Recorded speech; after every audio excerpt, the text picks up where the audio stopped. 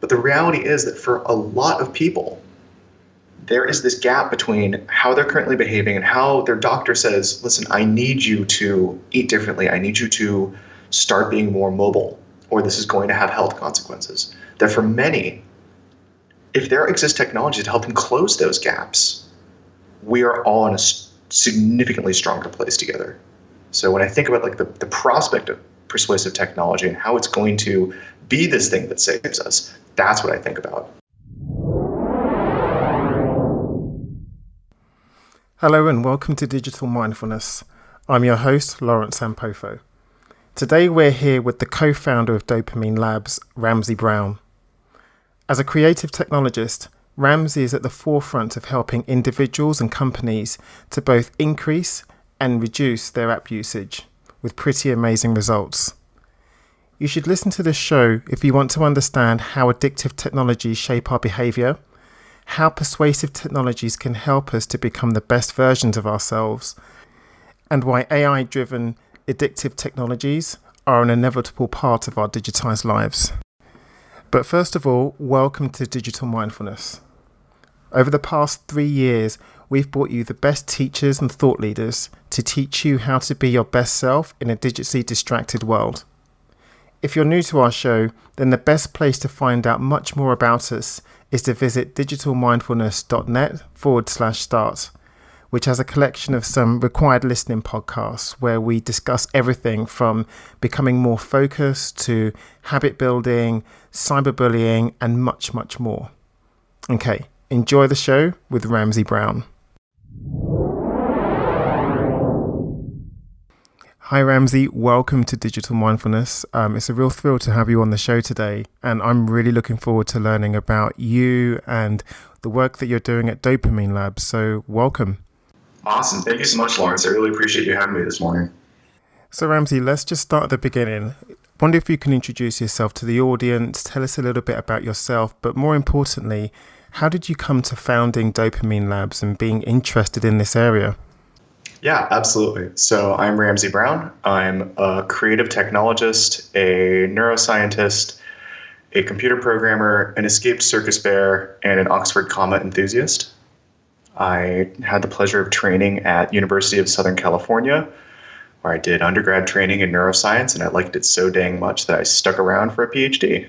So it was a fantastic program in neuroanatomy and computer programming where at the Brain Architecture Center at USC, I worked on pioneering a Google Maps for the brain.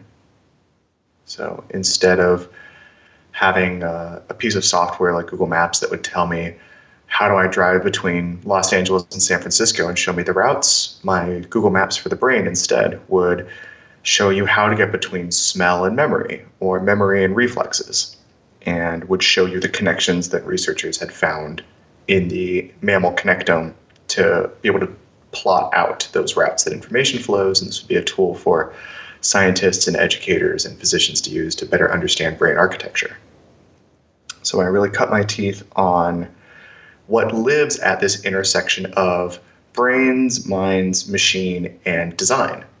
And I've been fascinated my whole life with how we understand humans as biological machines and how we understand intelligent machines as an extension of our own humanity. And so my work both in the PhD program I was in and now at Dopamine Labs has centered around building and answering interesting questions around those types of problems.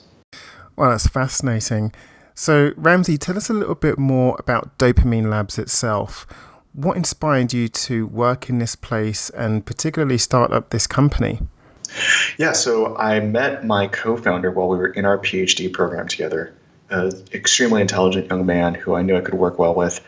And we recognized that technology was getting very hungry for very data-driven and solid ways to understand what human behavior is made of and how to change it.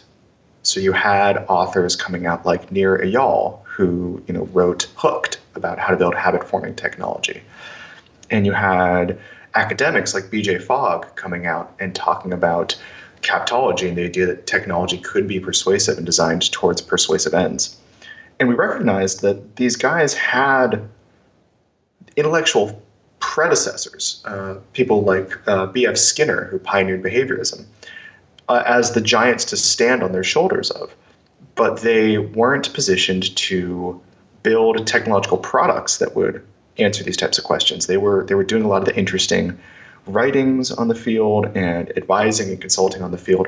So it dawned on us that actually what my co-founder and I knew, this weird combination of habit forming systems in the brain and how to code and how to build scalable systems and how to work with artificial intelligence and how to design really empathetic human facing products, made us realize that we could tackle that we could build a machine that would persuade people to become different versions of themselves at scale. And this was the kind of thing that apps were really, really hungry for. So that was the birth of what we've been working on for this persuasive AI system at Dopamine Labs and how it's taken us to today.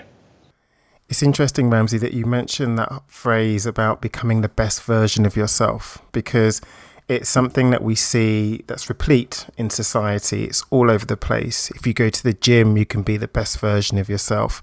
Even at work, you can take part in programs to be the best version of yourself. But it's very rare that you hear this related to technology, and particularly persuasive technologies.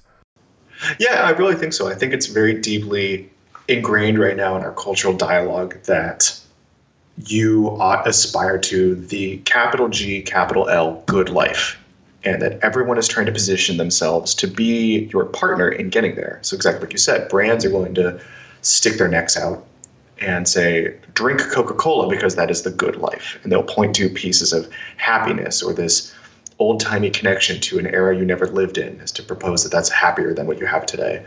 Or clothing brands will point to body image things and say, you are going to look your best wearing our clothes. Because everyone's out to try to live that good life. There's no one, I think, who's sitting around very concertedly making an effort to say, yes, I see how this could go better, but I'm strikingly content to not do anything to change it. So it makes me excited to see that people are taking this more seriously, whether or not they think of it like just behavior change, like they're out for personal embetterment, or they just think of it as the intuitive way to be is to try to find ways to better themselves. I'm excited to see that trend.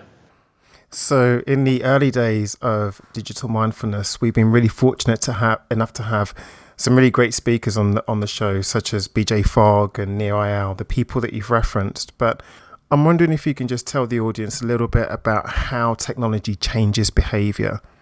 Yeah, absolutely. The most intuitive way to think about it is like this. For 30-something years of personal computing, it's really been the story that humans are the ones programming the machines. So I have a background in computer programming. I will sit down at my keyboard. I will type out some commands, half of them wrong on the first try, and then eventually I'll get this thing to run, and I will have instructed the machine of how to be. It is now the case that that table has been turned. We are intentionally and deliberately building systems with increasing intelligence, automation, and sophistication that are explicitly designed for the shaping of humans. This is persuasive technology. This is what is at its core, with the idea that you can build a digital context that people will go spend time in. And by decisions you make as a developer about how you build that digital context, you can, if you know a little bit about how the mind and the brain work, over time modify how people are going to behave inside that digital context. You can shape the consequences of their actions. You can shape what triggers they're presented with to start behaviors. You can change routes of usage and user experience patterns that have more friction or less friction.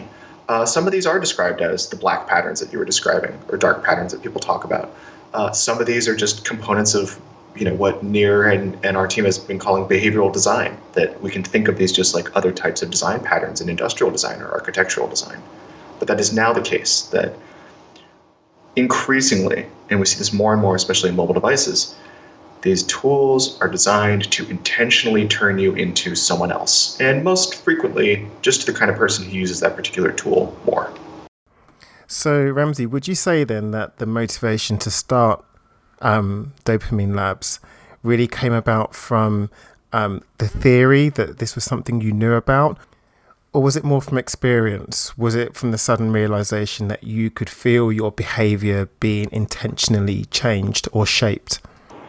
Yeah, I think we kind of went about it from first principles. So I remember, like a lot of Americans, for the first week after January 1st, everybody goes and buys a gym membership or goes for runs or tries to do crunches for just about like 4 to 5 days until they realize that they have no habit built out of this. And just like, okay, back to being relatively sedentary. And I recall many years ago when we started working on the ideas that would lead up to Dopamine Labs, being out for a run around my mother's house down in Orange County and recognizing that there were all of these digital tools available to help me quantify my behavior, to help me track how long I was running or things like that. And they had really mediocre understandings of how to turn that into a game or make that like a playful context with the hope that somehow that would make me run more. But none of them had a really grounded neuroscience first perspective on how the brain actually does behavior change. And I recognized that I wanted that for myself. I wanted there to exist this very intelligent principles first system that would know how to tweak me, that would know exactly when to give me a little burst of dopamine, or exactly when to prompt me to start a run, or exactly when to put up friction against a behavior, to help me close that gap between who I aspired to be and how I was actually behaving. So a lot of this really was oh my God, there's so much potential here for these types of technologies to improve things, to improve the human condition. And the more I've worked with this, and the more I've talked to people about this, the more I've realized that perspective to be true. Because 150 years ago, 100 years ago even, the turn of the 20th century, the leading causes of death, even in the industrial world, were predominantly infectious diseases and illnesses. It was flus, it was tuberculosis, it was fevers of all shades and colors.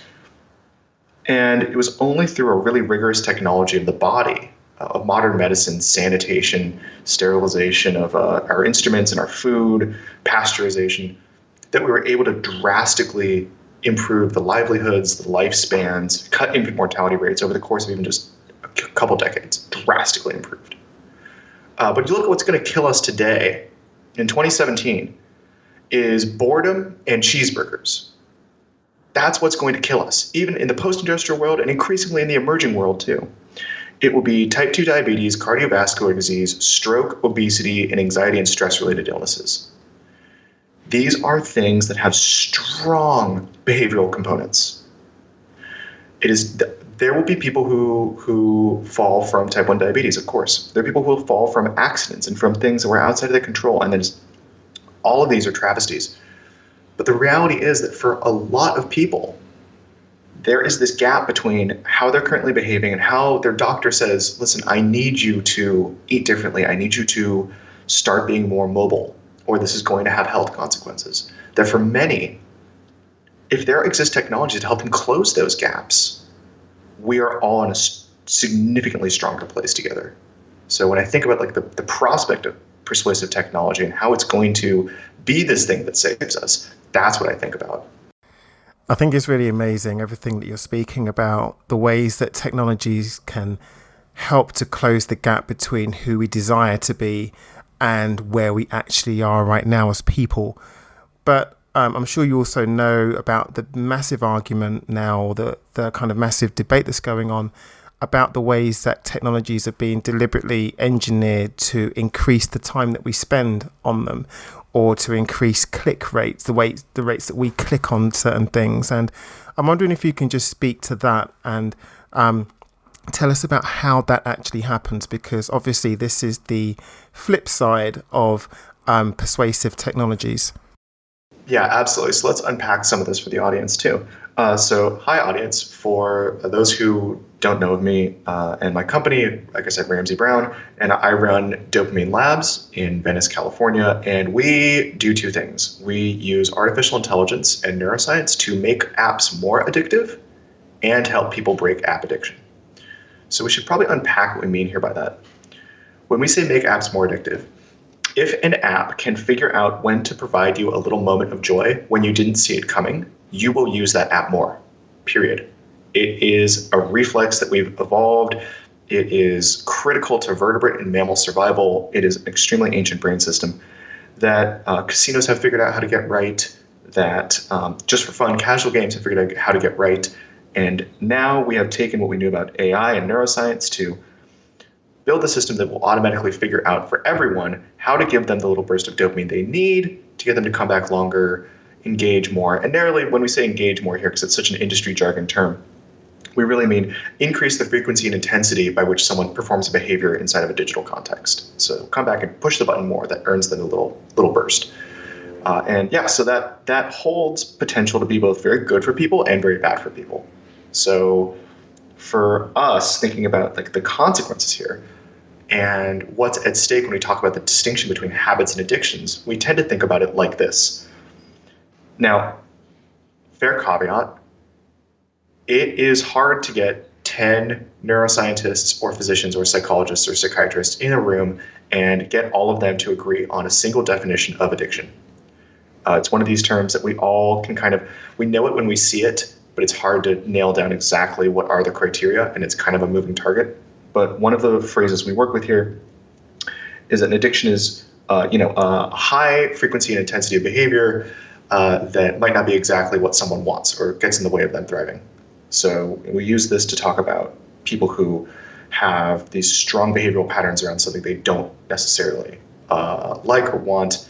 And it's batted about, people say, oh, I'm addicted to running, or I'm just addicted to spending time with my significant other. So there's colloquial ways it gets used, and then there's very serious scientific and health-oriented ways it gets used.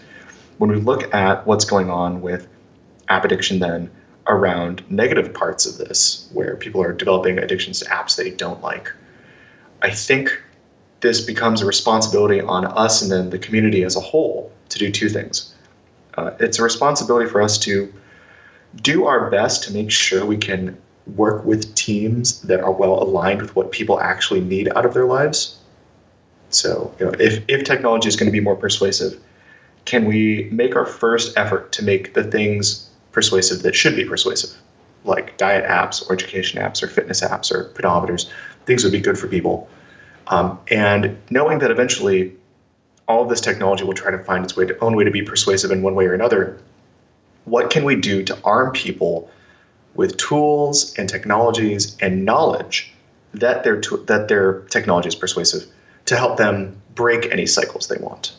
So, having this sort of cognitive liberty, giving apps the power to help shape people and giving people the power to push back equally strong, I think is the only way forward that I can see this playing out where both sides have a lot of power in this argument. I think what you said, Ramsay, is really powerful, and it really does bear thinking about, because I think the response, the real response that we should be making to our technology-driven lives is to really understand at a profound level the effect that that they do have on us, but also what we can do to mitigate any negative effects that we don't desire. So I do think, and of course this is the whole point of the show, that better understanding how technologies shape and influence our behaviors and our thoughts is a really, really important thing, a really important skill, rather, for people to have. Yeah, no, I really agree with you, Lawrence. No one should be throwing their phone away. I'm not proposing anyone go delete Facebook or Instagram.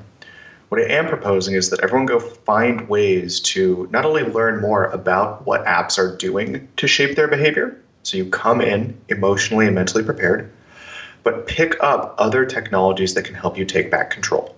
So we built this app called Space. It's free on iOS and Android. Anyone can get it at youjustneedspace.com. And it does just that. I don't want anyone to go remove the social media apps on their phone. I would like them to take a few moments of pause and a couple deep breaths before opening Facebook each time they open Facebook. And Space lets them do just that. So this is an example of using the tools of persuasive technology, knowing that if we can override instant gratification using adaptive stimulus devaluation, we can help people break a cycle. Persuasive technology just means machines shaping us. It doesn't mean any particular direction. So as long as people understand that this is the new normal, that their behavior is being designed. That is the new normal. This is what the future looks like. Once we get comfortable with that, we understand that, You can't imagine someone walking up to a pack of cigarettes not having at least an inkling that these are probably known to not be healthy for them. No one's going to approach smoking that way. In that same way, I think it's going to be all of our responsibilities, especially in the persuasive technology community and the behavioral design community, to raise awareness that these are the new table stakes of design. This is how this is working. This can be used for thriving. This can be used to extract wellness from people and their livelihoods. The decisions we make as designers about who we work with and how we use these will determine what the future is shaped like. And making sure the public has an up-to-date and accurate understanding of what's at stake here, I think, is the way that we all get to do this a little more empathetically and a little more in the light of day. Well, that's great. So, Ramsay, talk to us a little bit about the tools, if you would, that you've developed. How do the dopamine and space APIs work exactly? Yeah, absolutely. So my big goal here was to find a way that I could use variable reinforcement. The idea that if you can make someone have that little moment of surprise and delight right after they complete a behavior, they're going to do that behavior more. How can I use AI to find out Lawrence's perfect schedule and rhythm and pattern of reinforcement over time versus mine, versus my co-founders, and find everyone's uniquely? How could I build this machine that would learn to give you the delight you needed to help you achieve the kind of goals you had over time? So it turns out that was our end goal, and the Dopamine API is our way to make that goal manifest. So any app can plug into it. It's right now we're getting it down to just one line of code, and then you can assign which actions and which bursts of dopamine you want to give later on a dashboard. Very easy to install, and our customers are now seeing a median improvement of behavior of 25%, which is a massive improvement compared to baseline. People performing the actions more, coming back longer, staying longer, and being able to know that they're helping their users achieve their highest good in these types of behavior change platforms. So then how does space work then exactly? Absolutely. Kind of the exact opposite. So instead of increasing the frequency of behavior, we're interested in decreasing the frequency of behavior. And it's fortunate, and this is why we liked coming from neuroscience to come into persuasive tech, and why we think these things are working so well and makes us uniquely positioned is if you start with the first principles of how behavior works in the brain, and you look at animal models and the history that got laid before us in the 60s, 70s, and 80s, there's a treasure trove of interesting insights there. So one that we found is if someone's been habituated to instant gratification, they have that little itch in their soul that says, I am hungry, angry, lonely, anxious, tired, full of ennui, some little blah moment, better open Snapchat. That negative internal trigger paired to the action of opening Snapchat, they're used to getting instant gratification and some variable reinforcement. Maybe there'll be something waiting for them. If you can make them wait just a few seconds between the action and the reinforcement, you not only introduce the small moment of mindfulness into the situation where maybe they get to contemplate, hey, maybe I don't actually need to look at Snapchat, I'm just kind of feeling a little anxious. Not only do you get that, which is a benefit in and of itself, but you actively disassociate at the neurological level the neural systems representing the action of open Snapchat from the trigger of I was a little itchy in my soul. You can dissociate the trigger and the action by delaying and increasing the delay around when they get the reinforcement. This is an insight that came to my co-founder and his infinite wisdom, and then we got that out to market, developed it. Funny enough, Apple actually banned us from the Apple App Store for a good couple months there. It's been an interesting conversation with them, but it originally started out that they said that any app that discouraged people from using other apps or their phone was unacceptable for distribution on the App Store. Yeah, and we kind of said, okay, if that's going to be your stance, fine. So we took it to Google immediately, and they let us into the Google Play Store.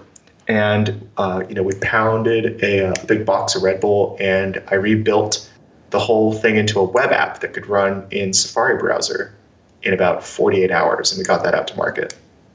It was a bit of a dead sprint in the middle of the night. And when we launched that, saw great adoption from the community. And a couple things led to another, and we found ourselves then face-to-face with Anderson Cooper in our garage office here in Venice Beach for an episode of 60 Minutes.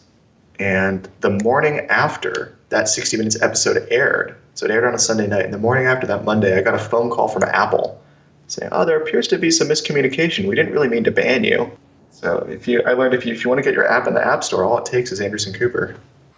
I'm really fascinated, Ramsay, by that initial conversation you had with them, particularly the idea that, anything that would encourage a little bit of space in between certain apps is kind of just, the response to that is to ban you from the App Store.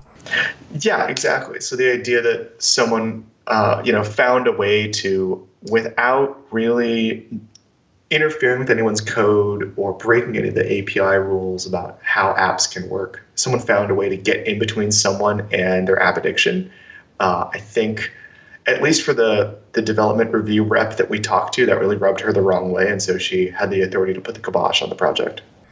I've just opened the Space app now online, and it's absolutely fascinating. I really, really love the idea behind it, that there is this space between us seeing the app and then opening it up, physically opening it up.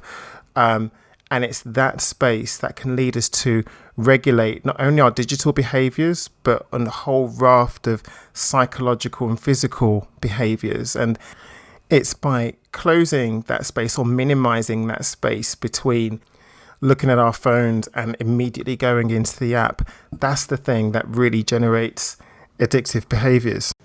It really is. So I don't think, when we think about the instant gratification piece of this, that is separate from people who are explicitly using behavioral design techniques to increase the frequency and intensity of behavior. That is obviously a behavioral design implementation.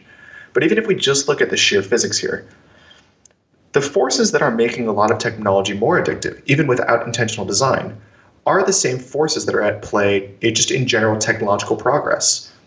As your phone is getting better each year, its processor is getting faster, it has more available RAM to pre-cache some stuff, its Wi-Fi chips are getting better, the bandwidth is getting better.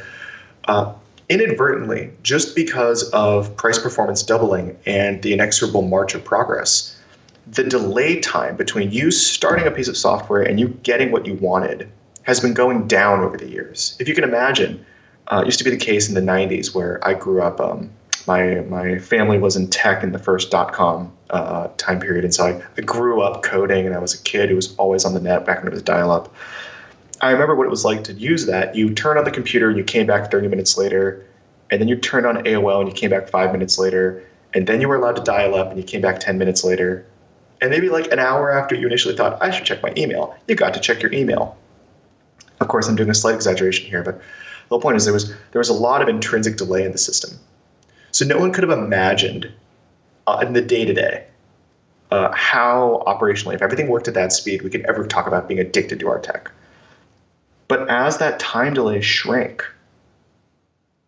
now to instantaneous gratification when you open these apps, that is a dangerous formula because the brain is not wired to responsibly handle instantaneous gratification because nothing in reality works like that. So you have these systems that are moving at speeds greater than we have evolved to responsibly know how to interact with without getting stuck in, taking advantage of the fact that we're wired to do this trigger action reward association. And that piece of it I don't think was intentional. I think that was a byproduct of just progress. So Ramsay, can you share with us any examples of just how companies are using the dopamine and reinforcement APIs? Yeah, absolutely. And, I was looking through on your digital mindfulness podcast for the past teams that you've had on, and I saw that you had Cesar Koyama of 1 Second Every Day. And we love what they're working on. The idea that people can take a moment every day to record this small snippet of their life that they will then stitch together to have this better understanding of here's where I've been and here's where I'm going, and to have that little moment of presence. We thought that was the kind of thing that we would love to help them improve. So they're using the Dopamine API to help people build a habit out of going and taking those snippets. And I'm very proud to report that they're seeing now a 37% improvement in how much the dopamine group users have cut snippets compared to the control group users. We love working with them.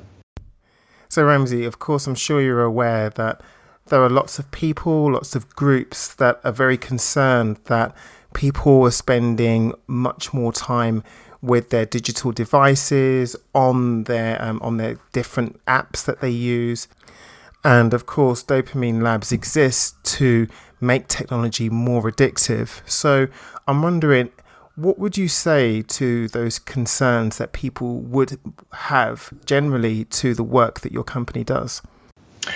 So, we hear that a lot. We hear a lot of people be concerned, and you're so fortunate to phrase it so lovingly and so genteelly, because more often they have much more colorful language they'd use to describe us. The comments section of everything always loves us. And I'd say there's a few things to consider here. The first of which is that a company like this is inevitable. Someone is going to build this company that uses AI and these neuroscientific techniques to increase engagement. That's a given. That's table stakes.